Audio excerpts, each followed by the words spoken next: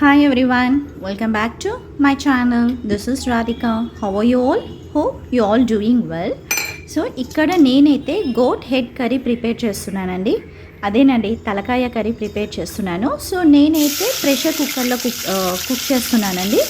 So first pressure cooker తీసేసుకొని అందులో oil add చేసుకొని స్పైసెస్ లవంగా దాల్చిన చెక్క ఈ బే లీఫ్ ఉంటుంది కదండి, బగారా ఆకు, సో ఇవన్నీ యాడ్ చేసుకున్న తర్వాత అందులో ఆనియన్స్ మిర్చి టమాటా ఇవన్నీ వేసేసుకొని చక్కగా కలిపేసుకున్నానండి.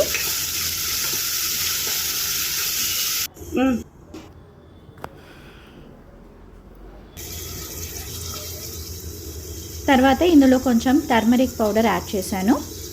తర్వాత ఇదంతా కలిపేసుకొని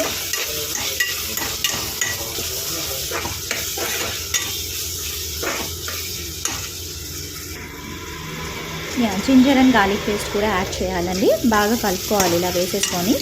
సో యాక్చువల్లీ నేను స్టార్టింగ్లో తలకాయ కర్రీ అంటే అలా ఎలా తింటారబ్బా గోట్ హెడ్ని, అలానే అంటే నేనేమనుకున్నానంటే అలానే తెచ్చి కుక్ చేసుకొని తినేస్తారేమో గోట్ హెడ్ని అని అనుకునేదాన్ని.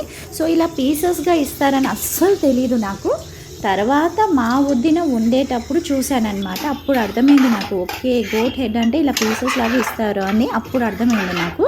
కానీ మా వదిన చేసినప్పుడు భలే అనిపించిందండి. పీసెస్ అన్నీ చాలా సాఫ్ట్గా ఉన్నాయి. నేనైతే ఎప్పుడు తినలేదు, అప్పుడే ఫస్ట్ టైం అనమాట. నచ్చింది. సో అప్పటి నుంచి నేను కూడా కుక్ చేయడం మొదలెట్టాను. So this is a very easy and quick recipe అండి. బాగుంది, ట్రై చేసుకోండి అందరూ. ప్రెషర్ కుక్కర్లో కూడా చాలా బాగా వచ్చిందనమాట. సో ఇందులో నేను ఏం చేశానంటే మళ్ళీ ఆనియన్స్ ఇవన్నీ మగ్గిపోయిన తర్వాత ఈ పీసెస్ అన్నీ యాడ్ చేసి కారం యాడ్ చేశాను.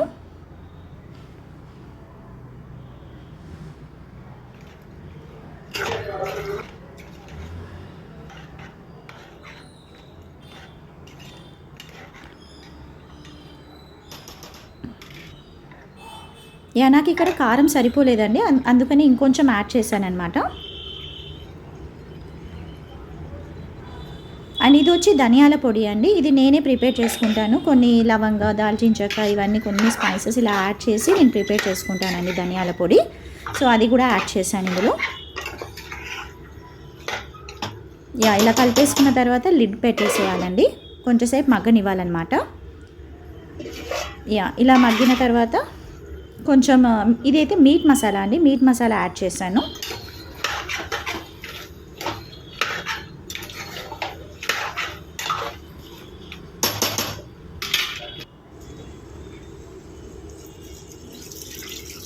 కొంచెం వాటర్ పోసేసుకొని మళ్ళీ బాగా కలుపుకొని లిడ్ పెట్టేసేయాలండి.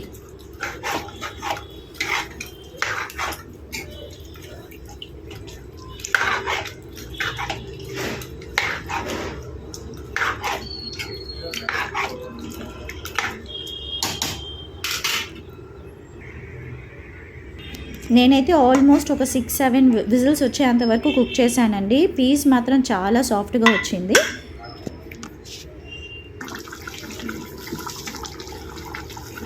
తర్వాత నేను ఇందులో సాల్ట్ యాడ్ చేశాను అనమాట. సో ఇదైతే బ్లండర్ మిస్టేక్ అండి నాకు మాత్రం, ఎందుకంటే యాక్చువల్లీ సాల్ట్ అనేది నేను వేయడం మర్చిపోయాను, మళ్ళీ లాస్ట్లో యాడ్ చేశాను.